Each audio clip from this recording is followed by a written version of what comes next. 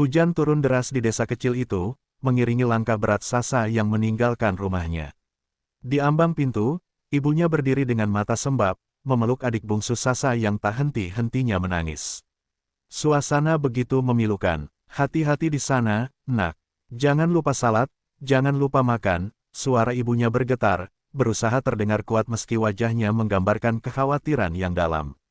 Sasa hanya mengangguk kecil, menahan air mata yang hampir tumpah. Ia tak ingin menangis, tak ingin membuat perpisahan ini semakin sulit. Langit kelabu seakan ikut merasakan beratnya hati Sasa. Koper kecilnya yang penuh dengan barang-barang seadanya terguncang di pundaknya. Pandangannya sesekali terarah ke jalan berlumpur yang membawanya menuju bas penjemput. Ia tahu, perjalanan ini bukan hanya meninggalkan keluarga, tetapi juga kehidupan lamanya. Ini untuk keluarga, gumamnya pelan, mencoba meyakinkan diri bahwa pengorbanannya tidak sia-sia. Dalam perjalanan menuju pelabuhan, Sasa duduk diam di kursi belakang bas. Suara mesin tua dan gemuruh hujan menjadi latar belakang pikirannya yang kacau. Bayangan wajah ayahnya yang terbaring lemah di ranjang terus menghantui, membuatnya semakin merasa bersalah. Ayahnya adalah alasan utama ia memutuskan bekerja di luar negeri. Biaya pengobatan yang mahal dan utang yang kian menumpuk tak memberi ruang bagi Sasa untuk bermimpi. Hidupnya kini hanya tentang bertahan dan berkorban. Sesampainya di pelabuhan, Sasa disambut oleh hiruk-pikuk orang-orang yang berlalu lalang. Kapal besar yang akan membawanya ke Singapura terlihat megah, tetapi tidak mampu mengusir ketakutannya. Ia berdiri mematung, merasa kecil di tengah keramaian. Seorang agen TKW yang mendampinginya memberi arahan, tetapi kata-katanya hanya terdengar samar di telinga Sasa. Ia terlalu sibuk melawan kegelisahan di dadanya. Di atas kapal, Sasa duduk di dek paling belakang, menjauh dari kerumunan. Ia memandang laut yang luas, gelap, dan tampak tak berujung. Angin dingin menerpa wajahnya, tetapi hatinya terasa lebih dingin. Bagaimana jika aku gagal? Pikirnya. Pertanyaan itu terus berulang di kepalanya, bersama kekhawatiran tentang majikan yang mungkin memperlakukannya dengan buruk. Meski begitu, Sasa tahu ia tidak bisa mundur. Ini bukan hanya tentang dirinya, tapi tentang keluarganya yang bergantung padanya. Setibanya di Singapura, Sasa takjub sekaligus takut melihat gemerlap kota itu. Gedung-gedung tinggi menjulang, jalanan penuh kendaraan yang melaju cepat, dan orang-orang yang bergerak tanpa henti. Rasanya seperti dunia lain, jauh dari kehangatan desanya yang sederhana. Mobil yang menjemputnya melaju melewati jalan-jalan besar, sementara Sasa duduk diam, memandangi kota yang asing dari balik kaca jendela. Ketika mobil berhenti di depan rumah majikannya, Sasa tertegun. Rumah itu besar dan megah, seperti istana dalam mimpi. Pilar-pilar tinggi menjulang di depannya, dengan taman rapi yang dipenuhi bunga-bunga eksotis. Namun, di balik kemegahan itu, Sasa merasakan sesuatu yang dingin dan kaku. Pintu terbuka, dan seorang pria tinggi dengan wajah tegas berdiri di sana. "Selamat datang, saya Ilham," katanya singkat. Sasa menunduk sopan, memperkenalkan diri dengan suara nyaris tak terdengar. Malam itu, di kamar kecil di sudut lantai atas, Sasa duduk sendiri, memandangi foto keluarganya yang ia bawa dari desa. Air matanya tumpah, membasahi foto itu. Ia tahu, hidupnya tidak akan pernah sama lagi. Di negeri asing ini, ia harus bertahan, apapun yang terjadi. Sasa tidak menyadari bahwa pintu yang baru saja ia lewati akan membawanya ke dalam labirin kehidupan yang penuh rahasia dan liku. Hari pertama Sasa di rumah megah itu dimulai dengan ketegangan. Ia terbangun dari tidurnya yang gelisah, masih lelah karena perjalanan panjang. Sinar matahari, pagi yang menembus jendela kecil di kamar pelayannya terasa dingin, bukan hangat seperti yang ia harapkan. Suara langkah kaki yang tergesa-gesa di lantai bawah terdengar jelas, menandai awal aktivitas rumah tangga Ilham dan istrinya, Farah. Dengan hati-hati, Sasa merapikan seragamnya, mencoba tampil rapi meski tangannya gemetar. Farah, wanita anggun dengan aura tegas, menyambutnya di dapur. Namun, senyum tipis Farah terasa seperti formalitas. "Kerjakan tugasmu dengan baik, dan pastikan tidak ada yang kurang," katanya tanpa basa-basi, sebelum melanjutkan aktivitasnya. Sasa hanya mengangguk, merasa seperti seorang prajurit yang baru saja diberi perintah oleh komandannya. Ia segera memulai tugasnya, membersihkan rumah yang begitu luas hingga membuatnya merasa kecil. Saat mengelap meja di ruang tamu, Sasa melihat foto keluarga yang terpajang di dinding. Dalam foto itu, Ilham dan Farah terlihat sempurna, tersenyum bahagia, dengan latar belakang rumah yang sama. Namun, kenyataan di rumah itu jauh dari gambaran kebahagiaan. Farah jarang berbicara dengan Ilham, dan ketika mereka melakukannya, nada suaranya lebih sering memerintah daripada berbicara sebagai pasangan. Sasa merasa aneh, tetapi ia tahu bukan tempatnya untuk bertanya atau mencampuri urusan majikannya. Di tengah kesibukannya, Sasa mulai merasakan perhatian dari Ilham, sesuatu yang berbeda dari cara Farah memperlakukannya.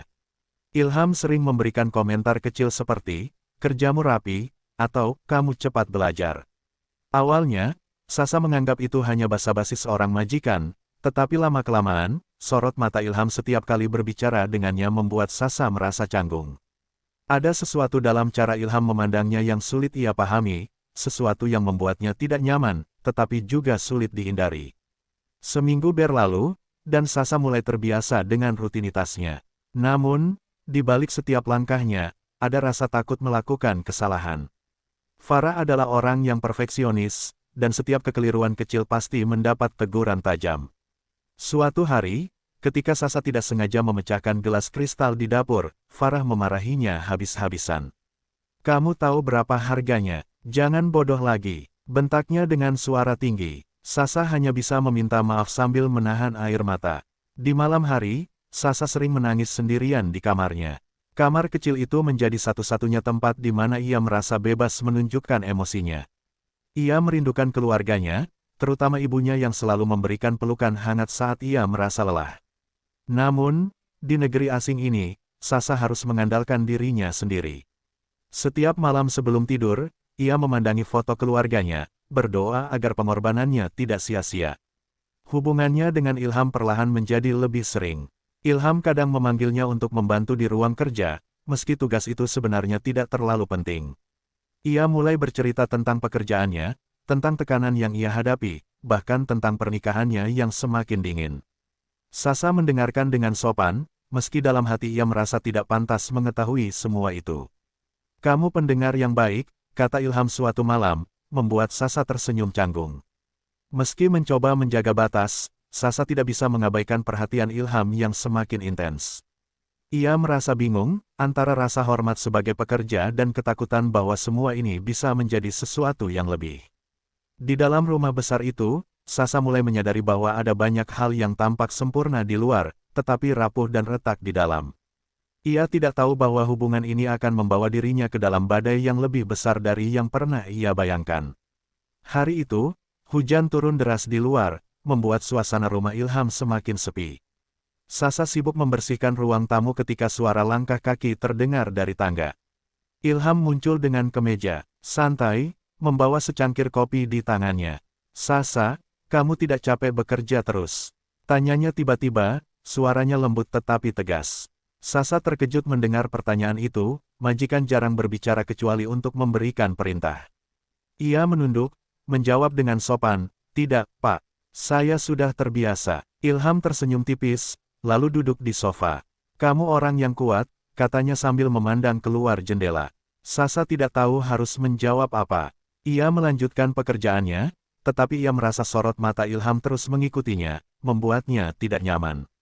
Setelah beberapa saat, Ilham berkata lagi, "Kalau ada yang kamu butuhkan, jangan ragu bilang ke saya." Kalimat itu terdengar tulus, tetapi meninggalkan sesuatu yang menggantung di udara. Perhatian Ilham semakin sering datang. Ia mulai memanggil Sasa untuk hal-hal kecil, seperti meminta tolong mengambilkan dokumen atau menyiapkan teh di ruang kerjanya. Awalnya, Sasa menganggap itu hanya bagian dari tugasnya. Namun, cara Ilham memandangnya, senyum tipisnya, dan nada suaranya yang lembut, semuanya terasa berbeda. Farah, seperti biasa, jarang ada di rumah. Kesibukannya di kantor membuat rumah besar itu sering hanya diisi oleh Sasa dan Ilham. Suatu sore, saat Sasa selesai menyapu taman, Ilham menghampirinya sambil membawa payung. "Jangan terlalu lama di luar, nanti sakit," katanya sambil menyerahkan payung itu. Sasa mengangguk, merasa canggung dengan perhatian yang ia anggap tidak perlu. "Terima kasih, Pak," jawabnya singkat, lalu buru-buru masuk ke dalam. Namun, perasaan aneh itu terus menghantuinya, seperti ada batas yang perlahan mulai memudar di antara mereka. Di malam harinya, Farah pulang lebih awal dari biasanya. Sasa melihat pasangan itu duduk bersama di meja makan, tetapi suasananya dingin. Tidak ada percakapan hangat, hanya suara sendok yang beradu dengan piring. Farah tampak sibuk dengan ponselnya, sementara Ilham sesekali melirik ke arah Sasa yang sedang membersihkan dapur. Sasa merasa risih, tetapi ia tahu tidak boleh menunjukkan apapun. Ia hanya seorang pekerja, tidak punya hak untuk mengomentari hubungan majikannya. Namun, perhatian Ilham mulai berubah menjadi sesuatu yang lebih nyata. Beberapa hari kemudian, saat Sasa sedang membersihkan ruang kerja Ilham, ia menemukan setangkai bunga mawar di atas meja. "Untukmu," suara Ilham terdengar dari belakang, membuat Sasa tersentak. Ia berbalik, melihat Ilham berdiri di ambang pintu dengan senyum kecil di wajahnya. "Sebagai tanda terima kasih karena kamu sudah bekerja keras," tambahnya. Sasa tidak tahu harus berkata apa. Ia merasa bingung, tetapi juga takut menolak. Setelah itu, hubungan mereka semakin aneh. Ilham sering memuji Sasa, sesuatu yang tidak pernah ia dapatkan dari Farah. "Kamu itu berbeda, Sasa. Kamu tulus, tidak seperti orang-orang di sekitarku," katanya suatu malam saat Sasa membawakan teh ke ruang kerja. Sasa hanya tersenyum tipis, mencoba tidak terlalu memikirkan kata-kata itu. Namun, di dalam hatinya, ia tahu ada sesuatu yang salah. Hari demi hari, Sasa merasa dirinya terjebak dalam situasi yang sulit.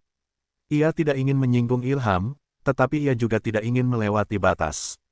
Rumah besar itu semakin terasa seperti jebakan, tempat di mana ia tidak punya kebebasan, tetapi juga tidak bisa melarikan diri. Perhatian Ilham yang semakin intens membuatnya bingung dan ketakutan, tetapi ia tidak tahu bagaimana caranya keluar dari lingkaran itu. Tanpa sadar, Sasa sedang melangkah menuju jalan yang akan mengubah hidupnya selamanya. Waktu terus berlalu, dan hubungan antara Sasa dan Ilham menjadi semakin dekat, meskipun Sasa selalu berusaha menjaga jarak. Namun, perhatian Ilham terlalu sulit untuk dihindari. Suatu malam, saat hujan deras kembali mengguyur Singapura, Ilham memanggil Sasa ke ruang kerjanya. Ia duduk di kursinya, tampak lelah dan penuh beban. "Masuklah, Sasa," katanya dengan nada lembut, berbeda dari biasanya. Sasa ragu sejenak, tetapi akhirnya melangkah masuk dengan kepala tertunduk. Ilham memulai pembicaraan yang tidak terduga. Ia bercerita tentang kehidupannya yang terasa hampa meski memiliki segalanya. "Farah terlalu sibuk dengan pekerjaannya. Kami hampir tidak pernah bicara, apalagi berbagi perasaan. Kadang aku merasa seperti hidup dengan seorang asing," katanya dengan nada sedih. Sasa hanya diam, tidak tahu harus merespons apa. Namun, ia merasa simpati terhadap Ilham, meskipun hatinya berteriak bahwa ini bukan urusannya. "Setiap kali melihatmu, aku merasa ada seseorang yang benar-benar peduli," lanjut Ilham, membuat Sasa semakin bingung. Ia ingin mengatakan sesuatu, tetapi lidahnya keluh. Ilham menatap Sasa dengan tatapan yang sulit dijelaskan, ada kehangatan, tetapi juga kekosongan yang dalam. Hati Sasa berdebar kencang, bukan karena cinta, melainkan karena ketakutan. Ia tahu hubungan ini semakin salah, tetapi ia tidak berani menolaknya secara terang-terangan. Hari-hari berikutnya, Sasa mencoba menjauh, tetapi Ilham selalu menemukan cara untuk mendekatinya. Suatu sore, saat Farah masih di kantor, Ilham meminta Sasa menemaninya di taman belakang. Mereka duduk di bawah pohon besar, dikelilingi oleh aroma bunga yang sedang mekar. "Sasa, kamu tahu, hidup ini kadang terasa seperti penjara," ujar Ilham tiba-tiba. Sasa hanya mengangguk kecil, mencoba mengalihkan pandangannya. Namun, Ilham melanjutkan, "Kamu adalah satu-satunya orang yang membuatku merasa bebas." Perkataan itu membuat Sasa semakin gelisah.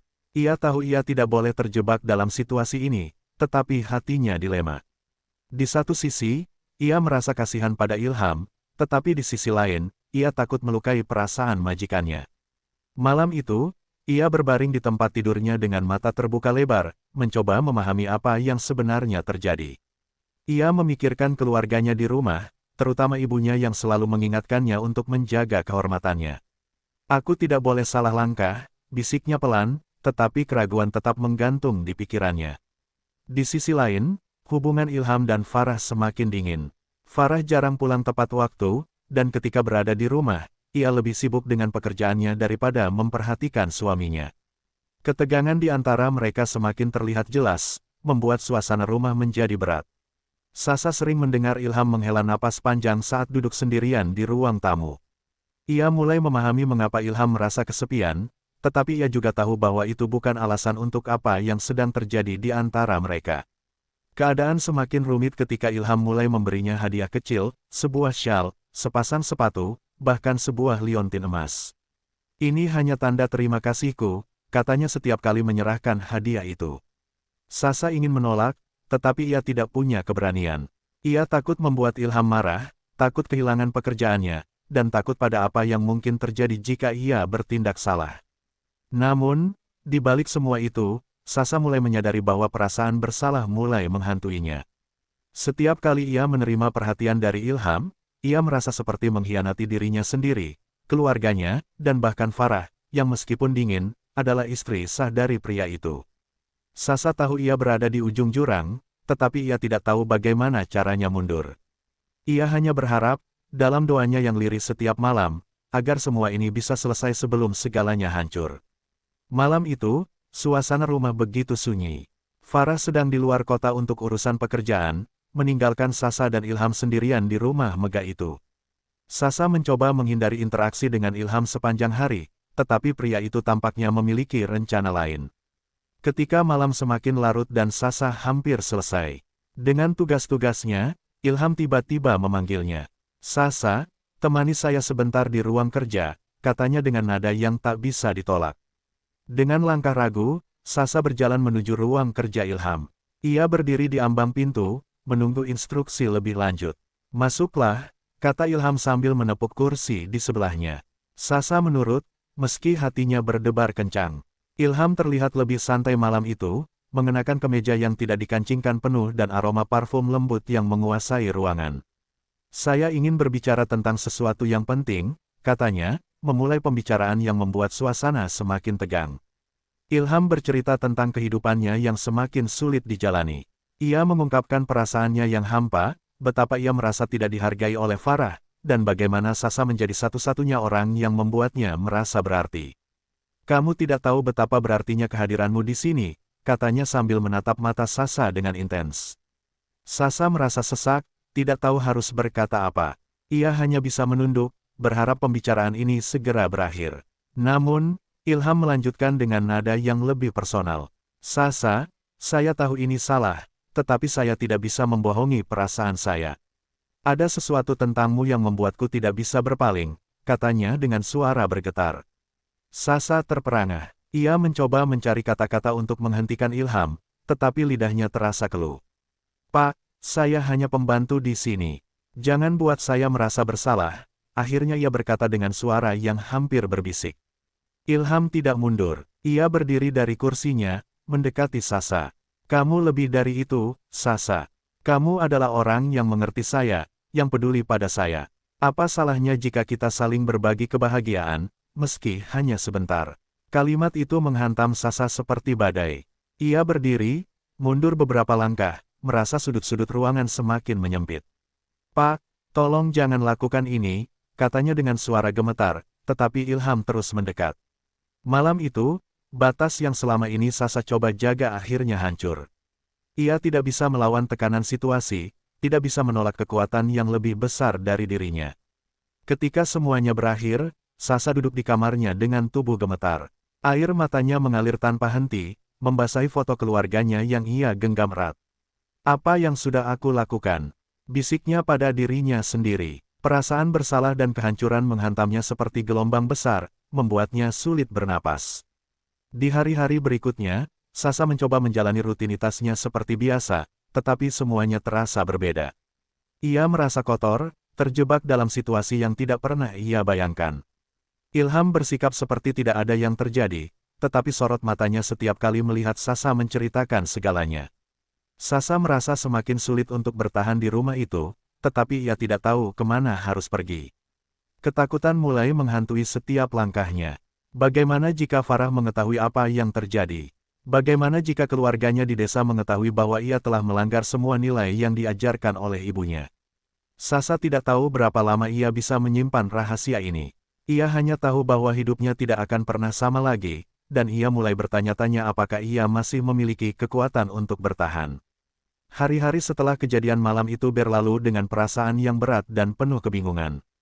Sasa merasa seolah-olah hidupnya tergantung pada benang yang sangat tipis, menunggu untuk putus. Setiap kali ia melihat Ilham, ia merasakan ketegangan yang tak terungkapkan. Ilham, meskipun tampak biasa saja, selalu memperhatikannya lebih dari yang seharusnya. Sasa mencoba menghindar, tetapi setiap kali ia berusaha melarikan diri, Ilham semakin menekannya. Farah, meskipun jarang di rumah, mulai menunjukkan perhatiannya. Sasa merasakan bahwa ada sesuatu yang berbeda pada sikap Farah, mungkin Farah mulai merasa bahwa ada yang tidak beres, meskipun ia tidak tahu persis apa yang terjadi. Suatu sore, ketika Farah pulang lebih awal dari biasanya, ia masuk ke dapur tempat Sasa sedang menyiapkan makan malam. Farah berdiri di ambang pintu, menatap Sasa dengan tatapan tajam. "Sasa, kamu baik-baik saja?" tanya Farah, suaranya datar, tetapi penuh dengan pertanyaan yang tak terucapkan. Sasa merasa jantungnya berdegup kencang. Ia ingin mengatakan yang sebenarnya, tetapi mulutnya terasa terkunci. Farah mengamatinya dengan teliti, seolah bisa membaca apa yang ada di balik ekspresi wajahnya. "Kamu tidak perlu berpura-pura. Aku tahu ada yang salah," lanjut Farah dengan nada yang lebih lembut, namun tidak kehilangan ketegasannya. Sasa hanya bisa menunduk, tak mampu mengungkapkan apa yang terjadi. Ia merasa terperangkap di antara dua dunia yang saling bertabrakan. Pada malam itu, Sasa terjaga lama. Pikirannya penuh dengan kebingungannya sendiri, apakah ia harus menceritakan semuanya kepada Farah.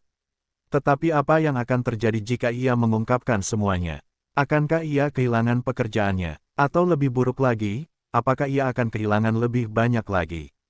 Sasa merasa hancur, terjebak dalam perasaan bersalah yang semakin menghimpitnya. Ia ingin kabur, tetapi ia tahu bahwa ia tidak punya tempat untuk pergi. Keputusan itu datang begitu tiba-tiba. Suatu pagi, saat Sasa sedang membersihkan ruang kerja Ilham, ia mendapati sebuah surat di meja. Surat itu tidak tertutup rapat, dan Sasa bisa melihat nama Farah yang tercetak di pojok surat. Instingnya mengatakan bahwa ada sesuatu yang salah, dan ia membaca surat itu dengan hati berdebar. Surat itu berisi informasi tentang perceraian yang sedang diproses antara Ilham dan Farah. Farah tahu bahwa suaminya berselingkuh, dan ia tidak akan membiarkannya begitu saja. Hati Sasa terasa seperti tertusuk. Semua yang ia khawatirkan selama ini ternyata tidak salah. Farah sudah tahu, dan keputusan Farah untuk mengajukan perceraian adalah pukulan telak bagi Sasa. Apa yang ia lakukan telah menghancurkan kehidupan orang lain, dan kini, ia harus menanggung akibat dari perbuatannya. Sasa merasa sangat kotor, seperti tak ada tempat lagi untuk berlindung dari rasa bersalahnya. Ketika Ilham tiba di rumah itu malam hari, Sasa berusaha menghindarinya. Namun, Ilham menyusulnya ke kamar, memintanya untuk berbicara. "Sasa, aku tahu ini bukan hal yang mudah," katanya dengan suara rendah, penuh penyesalan. "Tetapi aku tidak bisa mengubah perasaanku. Aku tidak bisa berhenti memikirkanmu." Sasa merasa hatinya hancur. Semua kata-kata Ilham hanya menambah beban yang sudah cukup berat di pundaknya. "Apa yang harus aku lakukan sekarang?" tanya Sasa, suara penuh keputusasaan. Ia tak tahu lagi bagaimana cara melarikan diri dari kenyataan ini. Ilham hanya menatapnya dengan tatapan penuh kebingungannya, seolah tidak tahu jalan keluar dari semua yang telah mereka mulai. Sasa merasa, untuk pertama kalinya, bahwa segala keputusan yang ia buat selama ini telah membawa mereka ke jalan yang tidak bisa mereka kembali lagi. Segalanya telah berubah, dan ia hanya bisa menunggu apa yang akan terjadi selanjutnya. Hari-hari setelah percakapan itu terasa seperti mimpi buruk yang terus berulang. Sasa merasa terhimpit antara rasa bersalah yang menggerogoti hatinya dan ketakutan akan apa yang akan terjadi selanjutnya. Ilham masih memperlakukannya dengan perhatian yang tak terhingga, tetapi Sasa merasa semakin terasing di dalam dirinya sendiri. Ia tak bisa lagi menatap dirinya di cermin tanpa merasakan kebencian yang mendalam. Setiap kali Ilham menatapnya dengan penuh harap, Sasa merasa semakin terperangkap. 1 minggu setelah surat perceraian itu ditemukan, Farah kembali pulang.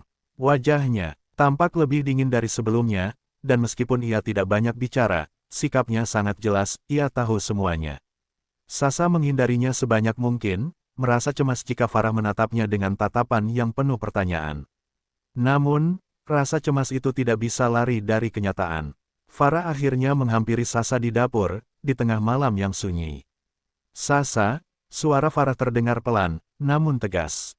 Sasa menatapnya dengan mata yang terbuka lebar, berusaha menahan air mata yang sudah berada di ujung kelopak matanya. Kamu tahu semuanya, bukan? Tanya Farah tanpa rasa marah, hanya ada kesedihan di balik suaranya. Sasa hanya bisa mengangguk, merasa tubuhnya lemas seolah-olah dunia di sekitarnya ikut runtuh. Farah menghela napas panjang, lalu berkata dengan lembut, kamu tidak sendirian dalam hal ini. Aku juga terluka. Sasa merasakan hatinya hancur mendengar kata-kata Farah. Saya tidak pernah berniat untuk menghancurkan hidupmu, Bu, Sasa berkata dengan suara bergetar. Saya hanya merasa terjebak, dan saya tidak tahu harus berbuat apa. Farah diam sejenak, seolah berpikir keras. Tidak ada yang bisa mengubah apa yang sudah terjadi. Tapi kamu harus tahu, kita semua memilih jalan kita sendiri, jawab Farah dengan penuh penyesalan. Malam itu, Sasa duduk sendirian di kamarnya, merasakan kehancuran yang luar biasa. Ia merasa seolah-olah hidupnya telah dihancurkan oleh pilihan-pilihannya sendiri. Ia mengingat kembali perjalanan panjangnya sebagai TKW di Singapura, berjuang keras untuk mengirimkan uang kepada keluarganya, mengorbankan kebahagiaannya demi mereka. Namun, di saat yang sama, Sasa merasa terperangkap dalam dunia yang tidak pernah ia bayangkan, dunia yang penuh kebohongan dan penyesalan. Ilham semakin sering mengunjunginya di kamar, mencoba berbicara dengan Sasa seperti sebelum semuanya berubah. Kamu tahu, Sasa, aku tidak bisa hidup tanpamu, katanya suatu malam, suaranya penuh ketulusan. Aku ingin kita bisa mulai lagi, tanpa terikat dengan masa lalu. Sasa merasa hatinya semakin perih mendengar kata-kata itu. Bagaimana mungkin ia bisa melupakan segalanya? Bagaimana ia bisa menghapus kenangan itu dari ingatannya? Namun, di balik semua itu, Sasa tahu bahwa ia harus memilih. Ia harus memilih antara melanjutkan hidup dalam penyesalan, atau berani melangkah keluar dari kebingungannya dan mencari jalan baru. Farah sudah memutuskan untuk berpisah dengan Ilham, dan Sasa tahu bahwa ia tidak bisa lagi berada di antara mereka. Ia hanya bisa berharap bahwa, suatu hari nanti, ia bisa berdamai dengan dirinya sendiri dan memilih jalan yang benar. Keputusan itu datang pada suatu pagi yang cerah, saat Sasa berdiri di balkon rumah. Ia menatap langit yang biru, merasa udara segar yang datang dari laut menyentuh wajahnya. Dengan penuh tekad, ia memutuskan untuk pergi. Meskipun ia tahu bahwa ia akan kehilangan banyak hal, ia juga tahu bahwa ia tidak bisa terus hidup dalam kebohongan. Sasa harus pergi untuk mencari kedamaian, untuk menyembuhkan luka yang telah ia ciptakan sendiri. Begitu langkahnya mantap, ia tahu bahwa perjalanan baru akan dimulai, perjalanan yang tidak akan pernah kembali ke masa lalu. Pagi itu, Sasa memutuskan untuk berbicara dengan Ilham dan Farah. Ia tahu itu adalah langkah yang paling sulit dalam hidupnya. Namun, ia tidak bisa terus bersembunyi di balik rasa bersalahnya. Ia harus melepaskan diri dari semuanya, meski itu berarti melukai orang-orang yang sudah sangat berarti baginya.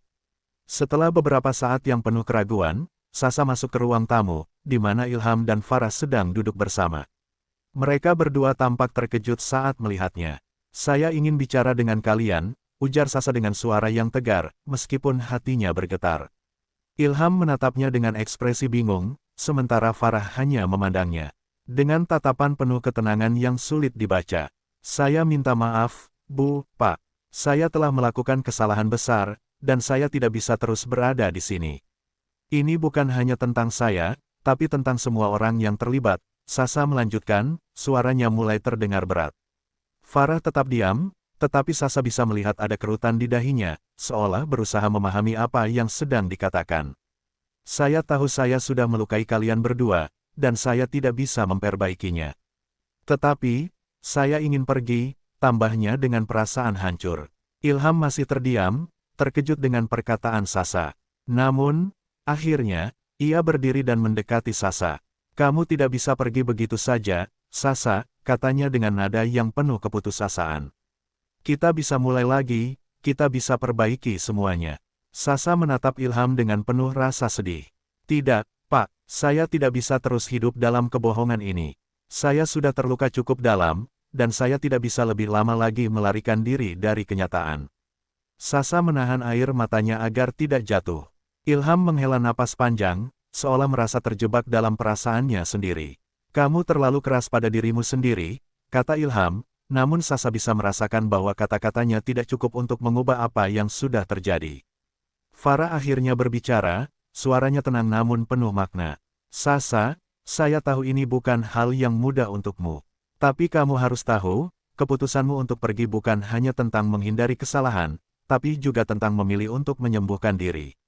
Sasa menatap Farah, terkejut dengan kata-kata itu. Farah tidak menyalahkannya, malah memberinya ruang untuk memilih jalan yang benar. Saya harap suatu hari nanti, kamu bisa memaafkan dirimu sendiri, lanjut Farah. Air mata Sasa akhirnya jatuh juga, deras dan tanpa henti. Ia merasa sangat terbeban, namun di saat yang sama, ada rasa lega yang perlahan meresap.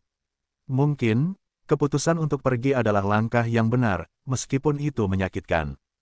Terima kasih, Bu, kata Sasa dengan suara serak. Terima kasih telah memberi saya kesempatan untuk memperbaiki diri.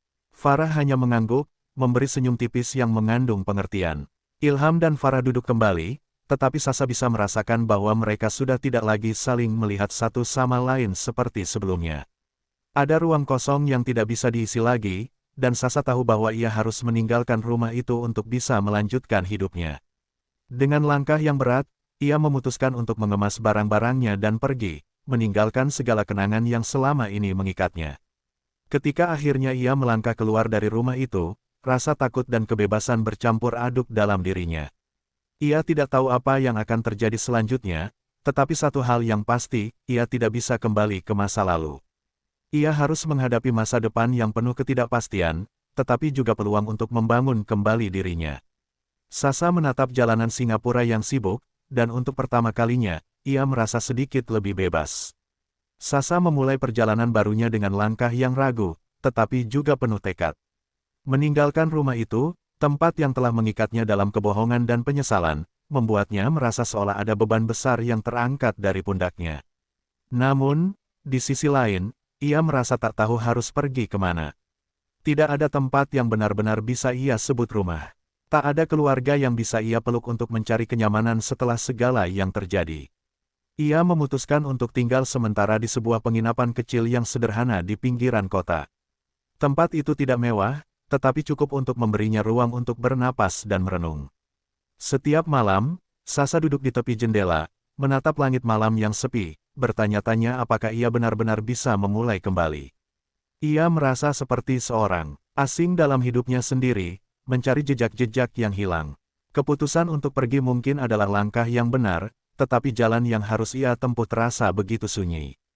Setiap kali ia berjalan di jalanan Singapura yang ramai, ia merasa seperti ada yang hilang, seperti ia berjalan tanpa arah. Ia tidak tahu apa yang harus dilakukan selanjutnya. Terkadang, ia berpikir tentang keluarganya di desa, tentang ibunya yang pasti akan kecewa dengan apa yang telah terjadi. Apa yang bisa ia katakan padanya? Bagaimana ia bisa menjelaskan segala perasaan yang terpendam dalam hatinya? Sasa mulai mencari pekerjaan lain, tetapi sulit baginya untuk menemukan tempat yang benar-benar bisa menerima dirinya setelah semuanya yang telah terjadi. Ia merasa seperti bayangan dari masa lalu yang selalu membuntutinya, tak bisa disingkirkan.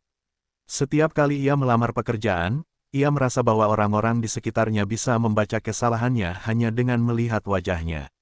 Namun, ia terus berusaha, bertekad untuk menghidupi dirinya sendiri, meski hatinya terus diliputi oleh kebingungan. Suatu hari, ketika ia sedang berjalan pulang dari sebuah wawancara kerja, Sasa bertemu dengan seseorang yang tak pernah ia bayangkan akan menjadi bagian dari hidupnya. Seorang pria tua yang duduk di bangku taman, mengenakan pakaian sederhana dan senyum yang ramah.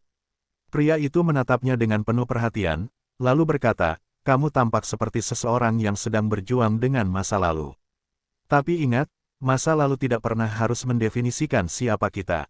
Kata-kata pria itu melantun dalam pikiran Sasa, seolah-olah ada kekuatan dalam setiap suaranya yang menyentuh kedalaman hatinya. Ia tahu bahwa pria itu tidak tahu apa yang telah terjadi dalam hidupnya, tetapi ada sesuatu dalam kata-katanya yang membuat hatinya sedikit lebih ringan. "Terima kasih," jawab Sasa dengan suara yang hampir tidak terdengar. Ia merasa bahwa dalam pertemuan itu, ada secercah harapan yang tak pernah ia bayangkan sebelumnya. Malam itu, Sasa kembali ke penginapannya dengan perasaan yang sedikit lebih tenang.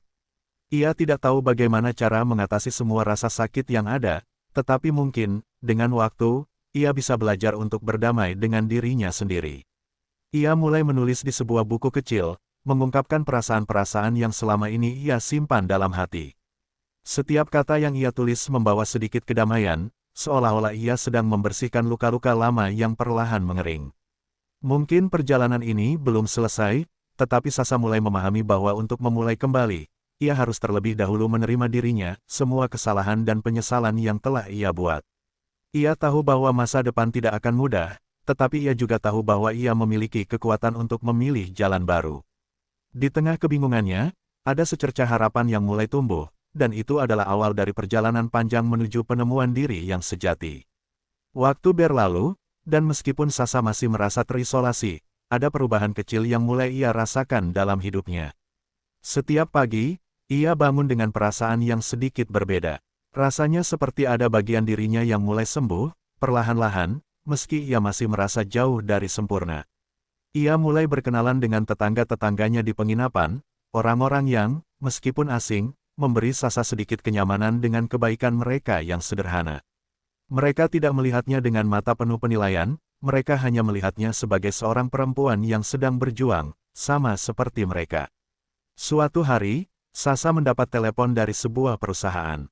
Ia merasa jantungnya berdegup lebih cepat ketika mendengar bahwa ia diterima bekerja sebagai asisten di sebuah toko buku kecil. Pekerjaan itu tidak besar, tetapi cukup untuk memberinya rasa percaya diri yang hilang selama ini. Ketika ia tiba pertama kali di toko itu, bau buku yang khas menyambutnya, dan ada sesuatu yang menenangkan dalam dunia yang penuh dengan kata-kata dan cerita. Ia merasa sedikit lebih hidup, meskipun masa lalu masih membayangi. Sasa mulai menikmati rutinitas barunya. Setiap hari, ia menyapa pelanggan dengan senyuman yang semakin tulus. Ia merasa bahwa di antara ribuan halaman buku, ia bisa menemukan kedamaian yang tidak ia dapatkan dari dunia luar. Namun, di dalam hatinya, masih ada pertanyaan besar yang belum bisa ia jawab, apakah ia benar-benar bisa melupakan segala yang terjadi antara dirinya, Ilham, dan Farah. Ketika pikirannya mulai mengembara, Sasa berusaha mengalihkan perhatian dengan pekerjaan yang semakin menyibukkan. Suatu malam, setelah seharian bekerja, Sasa duduk di meja kerjanya di penginapan. Tiba-tiba, ponselnya berdering. Dengan hati yang cemas, ia melihat layar, nama Farah muncul di sana. Sasa hampir tidak bisa bernapas. Ia tidak tahu apa yang harus ia lakukan. Apakah Farah ingin berbicara tentang masa lalu? Apakah Farah marah padanya? Dengan tangan yang sedikit gemetar, Sasa akhirnya menjawab panggilan itu. Sasa, suara Farah terdengar lembut, namun ada kesan kedamaian dalam nada suaranya yang membuat Sasa terkejut. Saya tahu ini mungkin tidak mudah untukmu, dan mungkin juga untuk saya. Tapi saya ingin kamu tahu bahwa saya tidak menyalahkanmu. Saya sudah lama merenung, dan saya menyadari bahwa dalam banyak hal, kita semua punya bagian dalam apa yang terjadi. Sasa terdiam. Kata-kata itu lebih dari yang ia harapkan. Ia berharap bisa mengatakan bahwa ia menyesal, tetapi rasa sesal itu sudah terlalu dalam untuk diungkapkan dalam satu kalimat. Terima kasih, Bu, jawabnya dengan suara yang hampir tak terdengar. Saya tidak tahu apa yang bisa saya katakan. Farah melanjutkan, kamu tidak perlu mengatakan apa-apa, Sasa.